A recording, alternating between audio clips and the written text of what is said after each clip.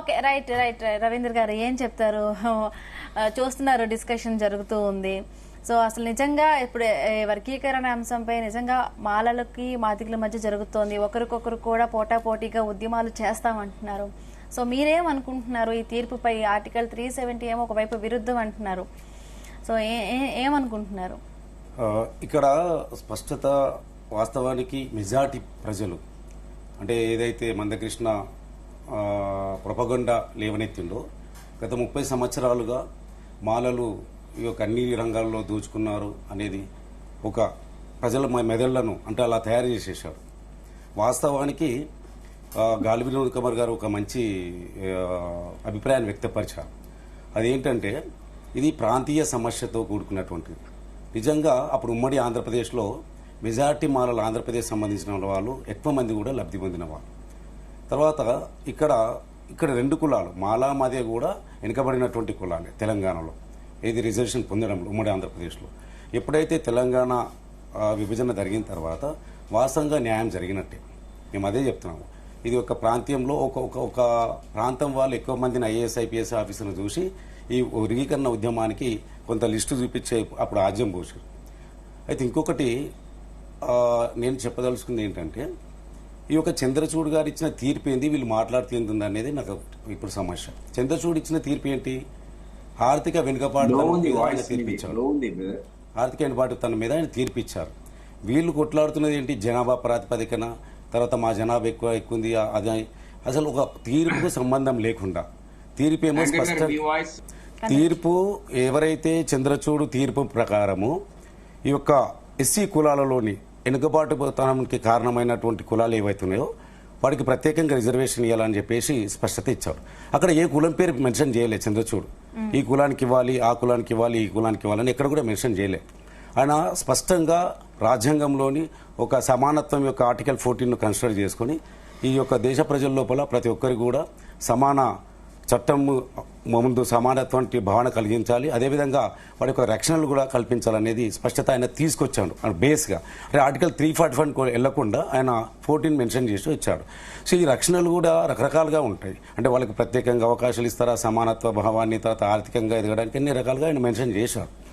నేను ఒకటి ఏంటంటున్నానంటే ఈ మధ్య వచ్చినటువంటి మన 124 అమెండ్మెంట్ ఏదైతే రాజ్యాంగ అమెండ్మెంట్ ఉందో అది ఈడబ్ల్యూఎస్ ఎకనామికల్ వీకర్ సెగ్మెంట్ ఏదైతే అగ్రవర్ణాలు అంటే ఇప్పుడు ఉన్నటువంటి జనరల్ క్యాస్ట్ పీపుల్స్కి ఏదైతే రిజర్వేషన్ ఇచ్చారో ఆ రిజర్వేషన్ కూడా ఏమని ఇచ్చారు? వెనుకబాటుతనం అని ఇచ్చారు.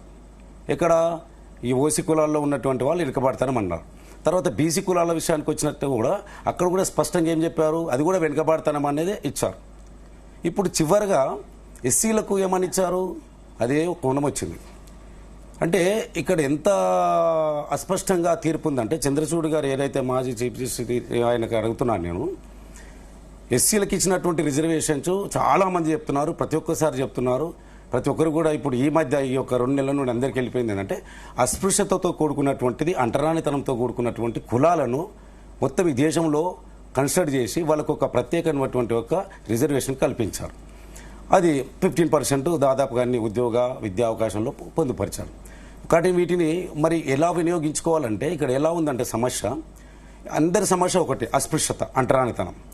ఇందులో ఎవరు ముందుకు చదువుకోవడానికి వెళ్తున్నారో, ఎవరైతే దానిపైన స్పష్టత అవగాహన ఉందో వెళ్ళడానికి ముందుకు వెళ్తున్నారు, అందులో డౌట్ లేదు.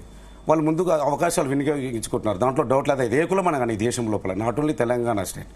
ఇక్కడ స్పష్టత ఏంటంటే ఎవరైతే అందుకోలేకపోతారో వాళ్ళకి ఏం చేయాలనేది స్పష్టత ఇక్కడ. అది మాదిగలు కానీ ఇంకా మిగతా కులాలు కానీ వేరే రాష్ట్రాల్లో మిగతా రాష్ట్రాలు కానీ. అక్కడ ఈవి చిన్నయ్య గారు మొన్నప్పుడు ఇంతకుముందు సుప్రీంకోర్టు ఎప్పుడైతే 1997లో రిజర్వేషన్ చేసిన తర్వాత అది మళ్ళీ మనోళ్ళు అంటే మాలల తరపున పిటిషన్ వేసిన తర్వాత సుప్రీంకోర్టు స్పష్టంగా మెన్షన్ చేస్తూ కొన్ని సజెషన్స్ ఇస్తూ కొట్టివేయడం జరిగింది. అది ఏం సజెషన్ ఇచ్చారంటే ఇది అందులో ఎకనామికల్గా ఆర్థికంగా అవగాహన లేని వాటి ప్రోత్సాహకాలు ఇవ్వాలని చెప్పేసి రెమెడీస్, స్పెషల్ రెమెడీస్. అంటే ఫర్ ఎగ్జాంపుల్ ఎస్సీ కులాల్లో మాదిగలు వెనుకబడి ఉన్నారనుకోండి, వాళ్ళకి ప్రత్యేకంగా అయినటువంటి రెమెడీస్ ఇవ్వాలి. అంటే ప్రత్యేకంగా ఒక కాంపిటీషన్ ఉంటుందండి, ఒక పోటీ పరీక్ష ఉంటుంది. ఆ పోటీ పరీక్షలో ప్రతి ఒక్కరు కూడా ఎస్సీ కులాలు అనేది స్పష్టంగా 15% ప్రతి ఒక్కరు పార్టిసిపేట్ చేయాలి.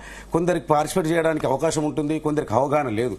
ఈ అవగాహన కల్పించే బాధ్యత ఎవరిది? ప్రభుత్వాలది. వాళ్ళకి ట్రైనింగ్ ఇచ్చే బాధ్యత ఎవరిది? ప్రభుత్వాలే. సరే, అంతో కొంత ఆర్థికంగా ఉన్న వాళ్ళు, తెలిసిన వాళ్ళు ట్రైనింగ్ తీసుకుంటూ వెళ్తున్నారు. మిగతా వాళ్ళకి మరి ఎకనామికల్ బ్యాక్గ్రౌండ్ ట్రైనింగ్ ఇవ్వాలి. స్పెషల్ రెమెడీస్ అనేది స్పష్టంగా ఇవ్వాలనేది సుప్రీంకోర్టు తీర్పు ఇచ్చేసింది. కానీ ఇప్పుడు అలా జరగకుండా, అది చేయకుండా, అదేవిధంగా మన మధ్యలో అంటే ఇది అనాది కాలంగా 30 సంవత్సరాలు జరుగుతున్నటువంటి స్పష్టంగా మందకృష్ణ గారు కూడా ఏం చేయాలి? మాకు ప్రత్యేకమైనటువంటి అవకాశాలు కల్పించండి, ఆ అవకాశాల ద్వారా మేము వాళ్ళతో పోటీ పడతామనేది ఉంటుంది. ఏదైనా ఒక పోటీతత్వంలో అలాగే ఉంటుంది. జనరల్ పీపుల్స్ ఉన్నారు, జనరల్ పీపుల్ ఎన్నో కులాలు ఉన్నాయి.